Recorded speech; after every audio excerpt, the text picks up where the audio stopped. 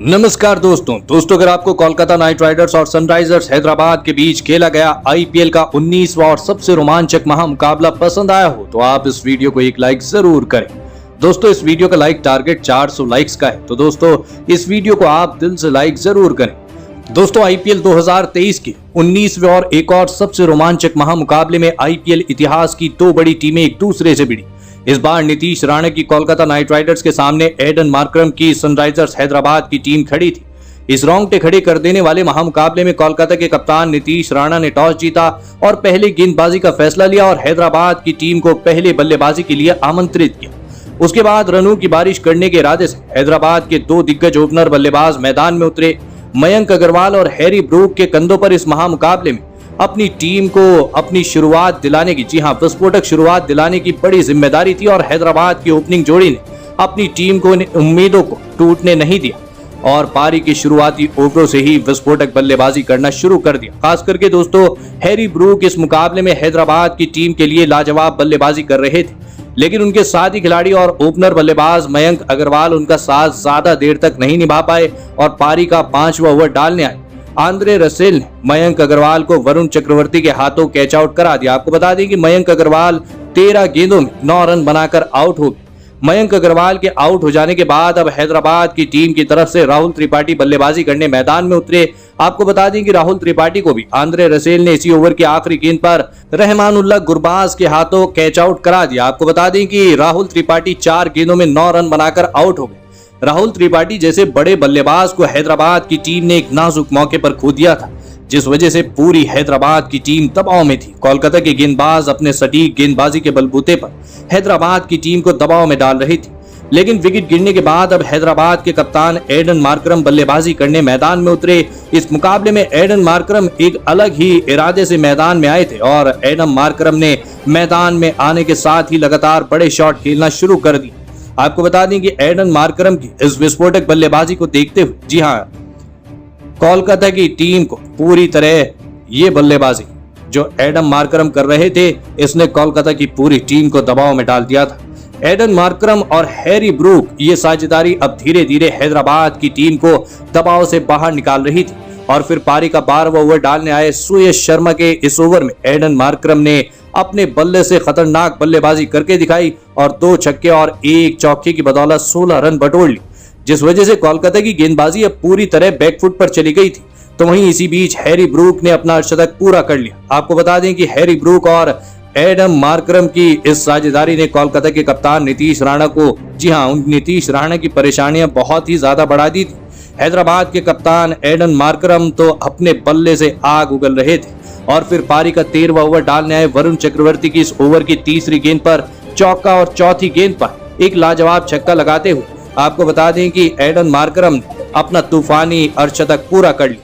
लेकिन फिर इसी ओवर की 5वीं गेंद पर एडन मार्करम को वरुण चक्रवर्ती ने आंद्रे रसेल के हाथों कैच आउट करा दिया। आपको बता दें कि एडन मार्करम 26 गेंदों में 50 रनों की विस्फोटक पारी खेलकर आउट हो गए। हैदराबाद के कप्तान एडन मार्करम अपना काम बखूबी कर चुके थे, जिस वजह से कोलकाता की गेंदबाजी अभी पूरी तरह दबाव में चली गई थी।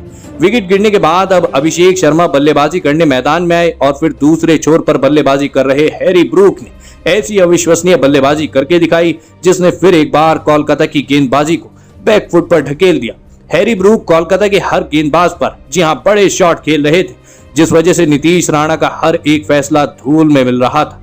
तो वहीं उनके साथ बल्लेबाजी कर रहे अभिषेक शर्मा ने भी अपने हाथ खोलना शुरू कर दिया था। इसी बीच दोनों ने अपनी अर्धशतकीय साझेदारी भी पूरी कर ली। हैरी ब्रूक और अभिषेक शर्मा ने मिलकर लगभग पारी के 18वें ओवर तक बल्लेबाजी करी और अपनी टीम को 201 रनों तक पहुंचाया। लेकिन फिर पारी का 19वां ओवर डालने आंद्रे रसेल ने सेट हो चुके अभिषेक शर्मा को शार्दुल ठाकुर के हाथों कैच आउट करा दिया। आपको बता दें कि अभिषेक शर्मा 17 गेंदों में 32 रन बनाकर आउट हो गए। जी हां दोस्तों, लेकिन दूसरे छोर पर हैरी ब्रूक अपने शतक से काफी नजदीक पहुंच चुके थे, लेकिन अब विकेट गिरने के बाद उनका साथ हैरी ब्रूक मैदान में, जी हां, हैरी ब्रूक का साथ देने मैदान में और फिर इस मुकाबले के अंतिम ओवर में हैरी ब्रूक ने अपना लाजवाब शतक पूरा कर लिया। आपको बता दें कि हैरी ब्रूक इस मुकाबले में 55 गेंदों में 100 रनों की शानदार और विस्फोटक पारी खेल और, जी हां, आपको बता दें कि इसी पारी की बदौलत हैदराबाद की टीम ने 228 रनों का एक बड़ा लक्ष्य कोलकाता की टीम को दिया। उसके बाद आपको बता दें कि 228 रनों के विशाल लक्ष्य का पीछा करने कोलकाता के दो दिग्गज ओपनर बल्लेबाज मैदान में उतरे। रहमानुल्लाह गुरबाज और एन जगदीशन के कंधों पर इस महामुकाबले में अपनी टीम को एक विस्फोटक ओपनिंग शुरुआत दिलाने की बड़ी जिम्मेदारी थी, लेकिन हैदराबाद की तेज गेंदबाजी ने कोलकाता की इन उम्मीदों को पारी के पहले ही ओवर में तोड़ दिया और गेंदबाजी डालने आए भुवनेश्वर कुमार ने रहमानुल्लाह गुरबाज को उमरान मलिक के हाथों कैच आउट करा दिया। आपको बता दें कि रहमानुल्लाह गुरबाज बिना खाता खोले ही आउट हो गए। रहमानुल्लाह गुरबाज के जल्दी आउट हो जाने के बाद अब वेंकटेश अय्यर बतौर इंपैक्ट प्लेयर बल्लेबाजी करने मैदान में उतरे, लेकिन वेंकटेश अय्यर को भी पारी के चौथे ओवर में गेंदबाजी डालने आए मार्को जेनेसन एडन मार्करम के हाथों कैच आउट करा दी। आपको बता दें कि वेंकटेश अय्यर 11 गेंदों में 10 रन बनाकर आउट हो, तो वहीं वेंकटेश अय्यर के बाद बल्लेबाजी करने आए सुनील नारायण को भी उनकी पहली ही गेंद पर मार्को जेनेसन ने एडन मार्करम के ही हाथों कैच आउट करा दिया। आपको बता दें कि सुनील नारायण तो बिना खाता खोले ही आउट हो गए। 2 विकेट लगातार गिरने की वजह से अब कोलकाता की टीम पूरी तरह बैकफुट पर चली गई थी।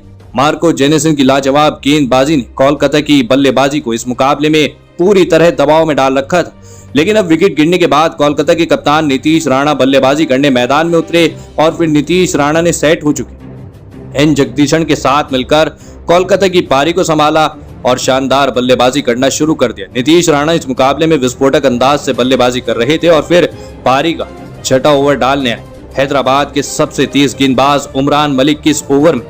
जी हाँ, इस ओवर में तो नीतीश राणा ने अपने बल्ले से चौकों छक्कों की बारिश कर दी। जी हाँ, आपको बता दें कि दोस्तों इस ओवर में नीतीश राणा ने उमरान मलिक को 4 चौके और 2 छक्के लगाए और इसी की बदौलत नीतीश राणा ने इस उमरान मलिक के ओवर में 28 रन बना ली, जिसे देखकर हैदराबाद के कप्तान एडम मार्करम तक हैरान रह गए थे। तो वहीं उनके साथ बल्लेबाजी कर रहे एन जगदीशन भी इस मुकाबले में बेहतरीन फॉर्म में नजर आ रहे थे। कोलकाता की टीम के लिए रनों की रफ्तार रुकने का नाम नहीं ले रही थी। कोलकाता के ये दोनों ही बल्लेबाज अपनी टीम के लिए शानदार बल्लेबाजी कर रहे थे।